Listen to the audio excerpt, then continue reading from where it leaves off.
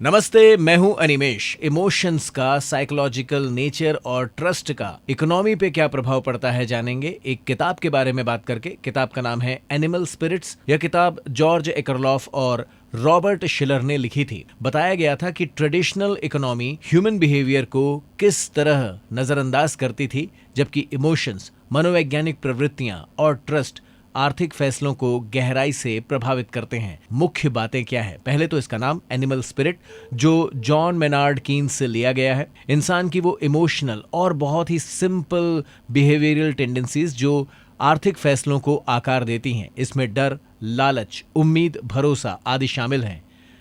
Animal spirit कहती है कि कॉन्फिडेंस और उसके मल्टीप्लायर इफेक्ट्स होते हैं। अर्थव्यवस्था में जब आत्मविश्वास गिरता है तो निवेश और खर्च दोनों घट जाते हैं। सरकार को ऐसे समय में व्यापारियों और लोगों का आत्मविश्वास फिर से बहाल करना चाहिए। दूसरा है द सेंस ऑफ फेयरनेस, न्याय की भावना। लोग पैसों से नहीं चलते हैं, वो ये भी देखते हैं कि चीजें न्याय संगत हैं या नहीं है। कभी कभी आपने देखा होगा, लोग फायदे के सौदों को छोड़ देते हैं अगर वो उन्हें इमोशनली या लॉजिकली अनुचित लगते हैं। करप्शन एंड बैड फेथ, वे अर्थव्यवस्था को कमजोर करते हैं, लोगों का भरोसा तोड़ देते हैं।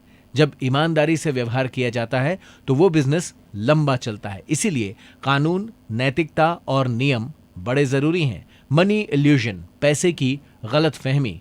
लोग अक्सर रियल वैल्यू के बजाय उसकी जो मूल्य राशि या नॉमिनल वैल्यू होती है उस पर ध्यान देते हैं। इसका क्लासिक एग्जाम्पल है सैलरी और इन्फ्लेशन, यानी महंगाई के बीच का रिश्ता। और उसके बाद आती हैं कहानियां, स्टोरीज, जो इकोनॉमी को प्रभावित करती हैं।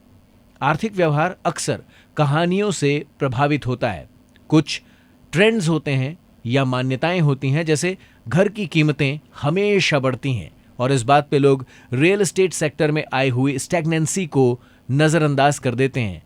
भारत और दुनिया में बढ़ रहे घोस्ट मॉल को नजरअंदाज कर देते हैं। शेयर मार्केट में हमेशा ही फायदा होता है। इस तरीके की बातें सोच के लोग बिना सोचे समझे पैसे लगाते हैं और घाटे उठाते हैं। इंट्राडे इसके एग्जाम्पल हैं। तो थोड़ा सा रैशनल बनिए, थोड़ा सा अपनी भावनाओं को सम्मान दीजिए, और उसके अलावा आर्थिक मंदी, बेरोजगारी, बबल, वित्तीय संकट को समझने के लिए एनिमल स्पिरिट को ध्यान में दीजिए।